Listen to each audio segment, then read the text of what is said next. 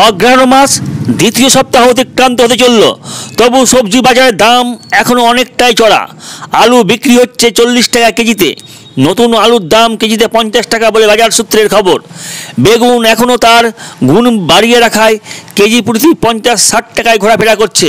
টমেটোর দাম একটু কমতে না কমতেই আবারও 80 থেকে 100 টাকা কিলোতে পৌঁছেছে। ছোলার শাকের দাম 100 টাকা থেকে 120 টাকা কেজি। পালং শাক 40 থেকে 50 টাকা, পটল 60 টাকা, করলা 80 থেকে 100 টাকা, পেঁয়াজ 50 থেকে 60 টাকা, লাউ 40 থেকে 50 টাকা, বাঁধাকপি 30 থেকে 40 টাকা কেজিতে বিক্রি হচ্ছে।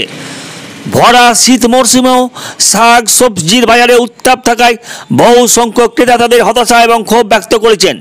শামিউল ইসলাম, আজহার শেখ, মন্টুর রহমান, সন্তোষ দাস, সুরেশ চ্যাটার্জির মতো সাধারণ মানুষদের বক্তব্য, সাধারণত এই সময়ে আলু পেঁয়াজ থেকে শাক সবজির মূল্য অনেকটাই কমে যায়। তাদের আক্ষেপ, কোন জাদু বলে খাদ্যদ্রব্যের মূল্য নামছে না, কিছু বোঝা যাচ্ছে না। যদিও বিভিন্ন সূত্রের খবর, সিন্ডিকেট রাজের থাবা বসেছে এই সবজি বাজারেও। এদিকে মূল্য বৃদ্ধির বিষয়টি নিয়ন্ত্রণে আনতে মাঝে মধ্যেই সবজি বাজারে হানা দিতে দেখা যাচ্ছে টাস্ক ফোর্সের সদস্যদের।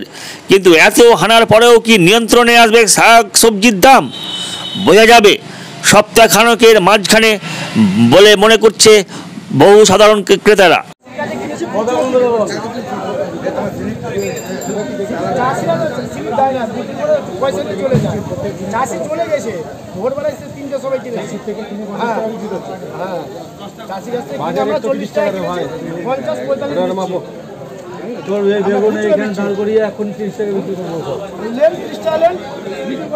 কথা বেশি হয়েছে নাকি?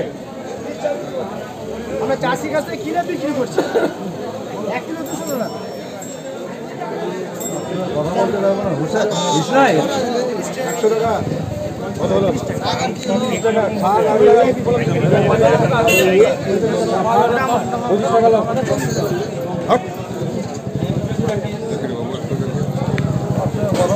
হুসলাই একদম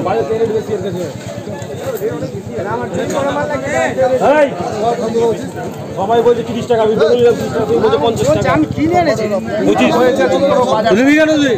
আমি কিনে এনে বিক্রি করছি। চাষির কাছ থেকে কিনে এনে বিক্রি করছি। এই তোর বাড়ি কোথায়? বলছে আছে যে বলছে ভদ্রলোক বলছে এর থেকে বাজার থেকে দাম বেশি। কাস্টমারের সঙ্গে ভদ্রভাবে কথা বলছে। আমি তো ভদ্রভাবে বলছি, কাস্টমার ভদ্রভাবে কথা আমাকে বলছে। হ্যাঁ, কাস্টমার তো কথা বলছে না আমাকে। তুই নিয়েছিস কেন? তুই বেশি দামে নিয়েছিস কেন?